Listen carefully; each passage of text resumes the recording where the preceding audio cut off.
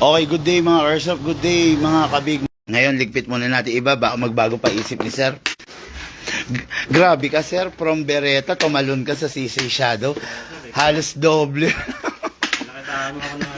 Okay. Ano ba Sir, pumuputok na rin kayo? Kumbaga sanay naman na Sir. Hindi pa. Hindi pa. Pa lang. Pero, hindi, nakahawa ka na ng totoo. Okay. Ngayon Sir, ano na lang babarilin mo? Huwag yung mga manok Ayun po, kahit doon sa may styro naman ako doon ng malalaki. Sige sir, ready natin para hindi mag-bounce back sir. Ayun. Okay mga Airsoft, kita nyo naman ganyan kami mga Airsoft pag nagsi-COD, no? Dadalhin namin yung request unit mo, pero at the same time, Chelsea Airsoft. Pero at the same time, dinala namin yung request unit mo, bibigyan ka pa rin namin ng chance na makapamili. Kasi ibang-iba dun sa picture, ibang-iba sa video, ibang-iba sa personal, no? Katulad nito, biruin nyo, yung unit niya is the Beretta, biglang tumalon sa CC Shadow, di ba? Ang laki ng difference niyan, sa totoo lang, when it comes to lakas, when it comes to materials, when it comes sa presyo, ang laki ng difference niyan, dalawa na yan, no? Diyan nag-come up yung bossing natin, yung gas ko naman. No, so ito yung i-review and unbox natin sa kanya. Okay? So ayan mga Airsoft, no? Ayun si Sir, abala nag-prepare ng tatargetin niya. Okay, so let's begin, Ma'am Sally. Diyan ka. Sa hindi against the light. Hello, Sir. Okay. Pangalan ulit? Robin po. Si Sir Robin Padilla nandito. Albesa po, Albesa. Albesa, Robin Albesa. Okay, mga Airsoft unit niya, the CC Shadow, the Every Man's Dream, the Shadow 2. Alam nyo, masaya ako dahil ito yung kinuha ng bossing natin. Bakit? Itong unit na to, gusto mo na masira, ayaw pang masira, no? Itong unit na to, panigurado hindi sasama ang loob sa akin ni boss kasi hindi siya prone sa pagkasira dahil sa tagline nitong tigas. Wala lang akong magnet dito pero kung makikita mo sa mga vlog ko, binamagnet ko to. Full steel kasi to. Compare mo dun sa mga unang nakita mong unit, alloy lang yon. Ito steel to, bakal talaga. Kaya pwede siya sa 12 kg, pwede sa 14 at saka pwede sa CO2. Sa mga nagtatanong, wala bang black nito? Actually, wala pang nilalabas na black, no? Diyan talaga nakikilala si CC Shadow sa two-tone color, no? Napakaganda ito. Halos ito yung latest pagdating sa Shadow na sa Tactical Sports 2, yung TS2 naman. Okay? So, release the magazine, sir. Ito po, magazine release. Okay, ito. Sir, iwasan lang natin gumamit ng WD-40. Hindi siya design para sa airsoft. Kasi may acetone content yun, pwedeng tumigas yung mga o-ring at saka yung mga ABS plastic. Ito kasi sir, ABS plastic lang ito. Okay? Ito sir, number 1, press the valve mga airsoft. Press the valve, saka mo siya isprayan. Okay? Pag nakapress ka, yung oil papasok. Pag hindi mo pinindot, tatapon lang. Okay? Tapos dito sa ilalim. Konti lang, Konti sir. lang, Yes, sir. Maglalagay ka pag napansin mong tuyo na. Huwag ka maglalagay every firing mo. Siguro safe to say na every 10 to 15 magazine. Okay? Ito, sir. Kasa mo, ilak mo ito manually para ma-sprayan mo ito. Okay? Sprayan natin ito. Okay na yun. Tapos, release. Atake. Huwag mo ibaba ito, sir. Atake mo. Okay, yan. Lagyan natin konting oil to. Mukhang maganit pa bago pa.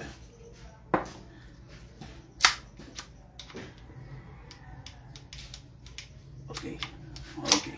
Ayan, ito na. Dito na tayo, sir. Dadako na po tayo rito. Ito ang magazine. Lalagyan po natin ng gas dito po. Sa inlet. Ganito ang proper. Yung unit na to, upgraded to. Napakatipid na nito sa gas. Lalagyan lang natin 2 seconds. Pag hindi upgraded, nilalagyan 5 to 7 seconds. Pero dahil upgraded, 2 seconds lang. Yung 2 seconds, good for 40, 50, minsan nagsi-60 hanggang 70 rounds. Madami. Katumbas ng 2 hanggang 3 magazine. Yes, sir. Buksan natin. Ito, isang canister, tatagal ng 50 magazine.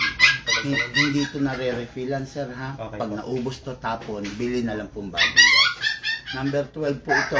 Sa susunod na purchase mo, pwede kang bumili ng number 14. Pwede ka rin bumili ng CO2. Kumbaga, palakas ka ng palakas, sir. Ngayon, ang proper na paggamit, patao. Sakto, hindi pwedeng pahiga. Isakto mo, igit na, tapos press down. 1, 2. Okay na yun. Yung nilagay natin 2 seconds, maraming maipuputok yan, sir. Okay? Ngayon to, sir. Ito yung reloader. Hatakin natin to pababa. Iwasang mabitawan, baka mabasag to. Okay po. Metal naman lahat yan, sir. Maliban lang dito. Atak, ilagay mo yung right thumb mo rito para kung mabitawan mo, dito tatama. Okay? Atak, dito ilalagay yung bala, sir. Okay. Pag nahatak mo na, siguraduhin mo huwag mo mabibitawan. Tapos pump lang po tayo gamit ang speed loader. Maximum rounds dito, sir, is 27.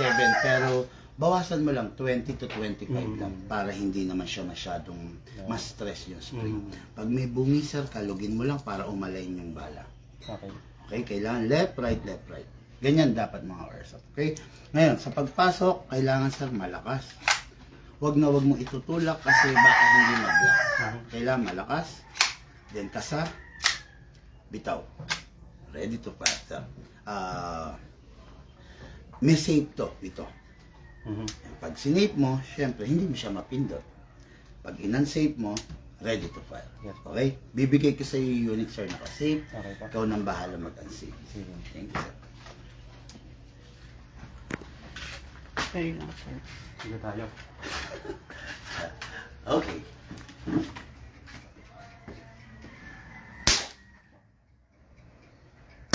Ay, Ay, pindot.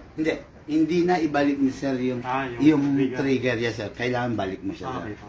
Hindi. Gasan ko na lang ulit, sir. Sumingaw na yun. Kasi kailangan, Okay. yes, sir. Konting-konti lang kasi pindot ko. Pwede mong i-adjust yung slack niyan. Na-adjust yan dito, sir. Kung gusto mong konting-konting gano'n lang. Lagyan natin ulit mga airsoft, no? Hindi kasi naibalik ni sir yung trigger, kaya lumabas yung gas lahat totally. Pasok ulit, kasa. Pag pindot, pak, pak, pak. Firing, sir.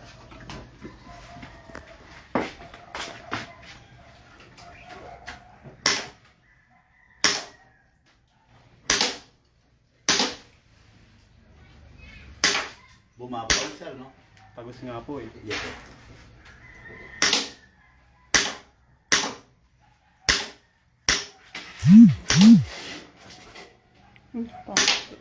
Uubusin po ba, sir? Sige po. Sige, para mag-open slide, sir.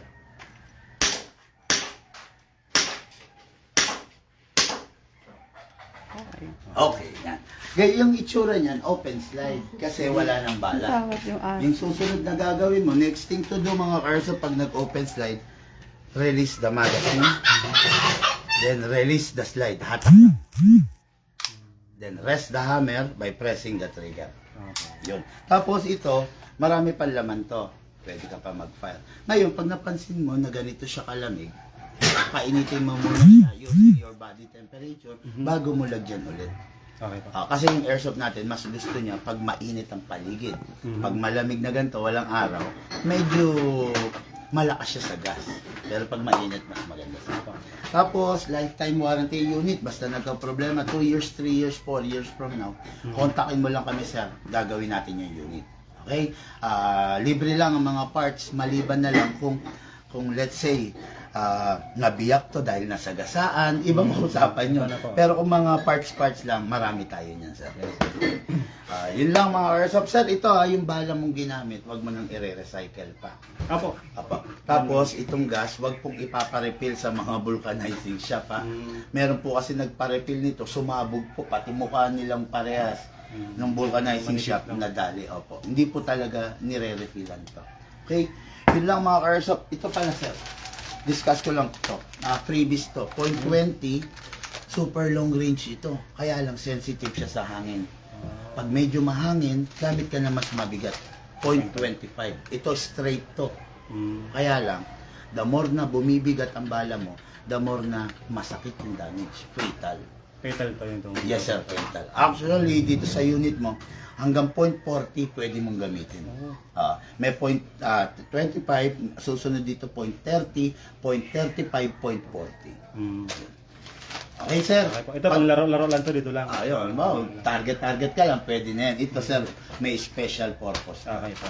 Tapos, yun lang, kung may tanong, tawag lang. Lagi Opo. naman kaming online. Mabilis naman ang reply. Yes, sir.